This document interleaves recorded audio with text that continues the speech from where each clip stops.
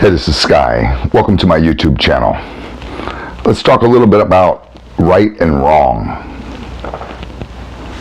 Right and wrong are subjective judgments that we put upon the world based upon our own upbringing, our own culture, our own societal norms and rules, our own era and point in history.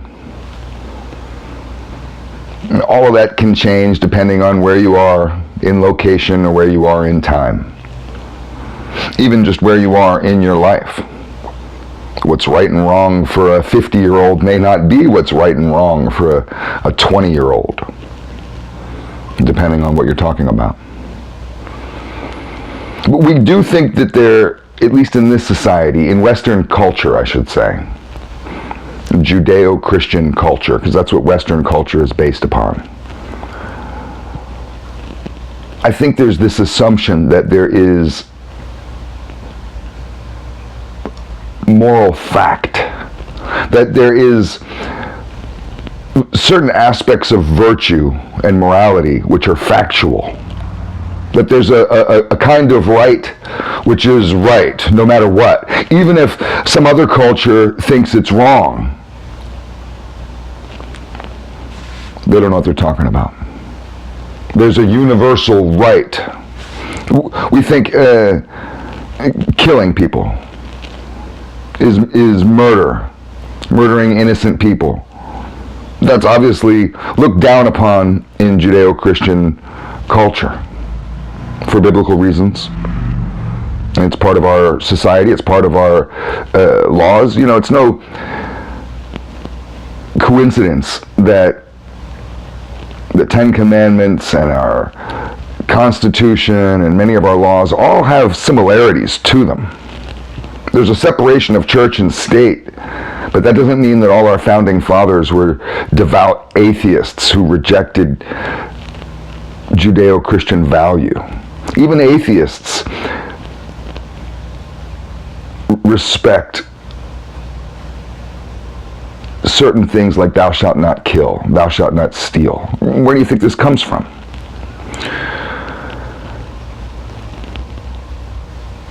But all cultures aren't the same. You can find cultures that have different values that are opposite of ours. Cultures that don't value life the way we value life. Are they wrong? I think it's just easy to say, well, of course. I philosophized on this when I was in the Middle East.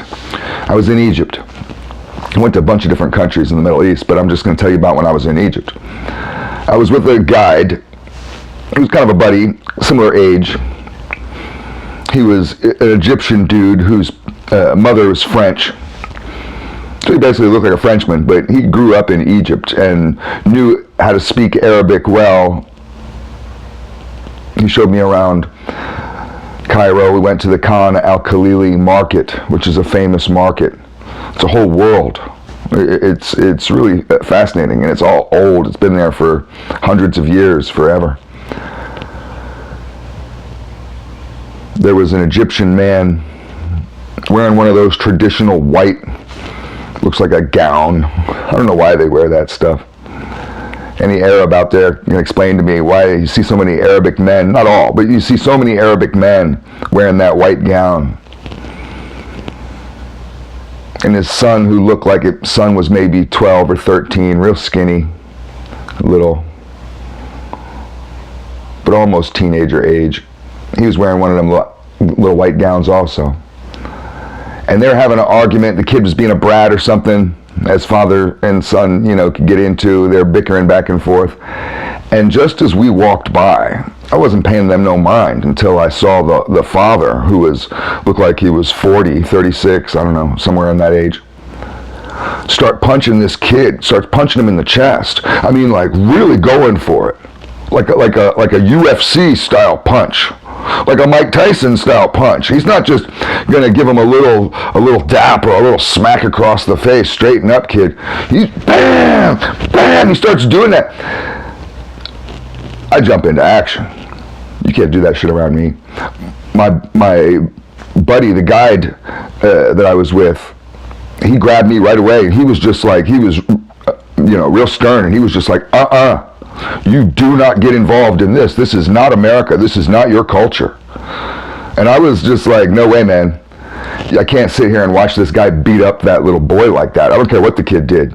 It's not a fair fight. And he was just like, well, you better suck it up. Because whatever you think this is bad in your culture, and maybe you can't do that in New York. Maybe you can't do that in downtown LA. This is Cairo. This is Egypt. And that's his son. He can do whatever he wants to his son. They're having their own little thing. You got to stay out of it. We walked off, and I had to let this little boy got his ass beat. He got punched out. This guy's just beating the fuck out of this little kid. You just got to walk off and allow it to happen. And I was thinking about that shit for a good part of the trip, just as far as it's wrong to abuse children, to treat a kid who's weaker than you like a punching bag, that we looked at as bullying, as abuse, as monstrous behavior. In America, that we would take that kid away from that father. Child Services would be involved in that in seconds. I know a lady who works for Child Services, and she's hardcore, man. That's a hard job. Everybody hates them, but you talk to her, and she changed my mind, and she really wants to save children, and she saves children from the worst scenarios. But in Egypt, you mind your own business. It's his son. He can do whatever he wants. I'm not saying all Egyptians treat their sons this way. I'm just saying that this is the way that guy treated his son. And my value system of that's wrong to abuse a child like that, to hit a child like that, I look at it as abuse. They don't even look at it as abuse. That's just discipline. Well, the kid must deserve it, whatever. It's between them. People just don't even pay attention.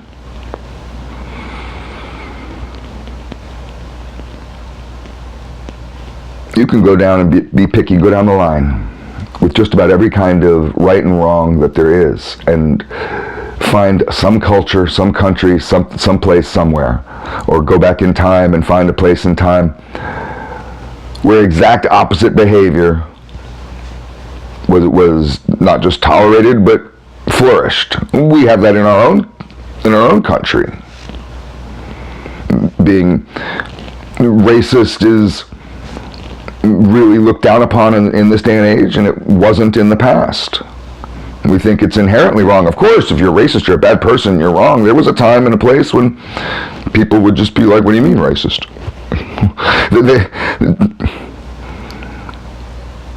So do we judge? Can we judge? I mean, I guess you can do whatever you want. Is it useful to apply our value system onto others and to force others to live through our eyes, to accept our brand of morality, our brand of virtue? Is there a moral fact? And it's something that I think that is just kind of out there. It's hard for me to just say yes or no and there you go.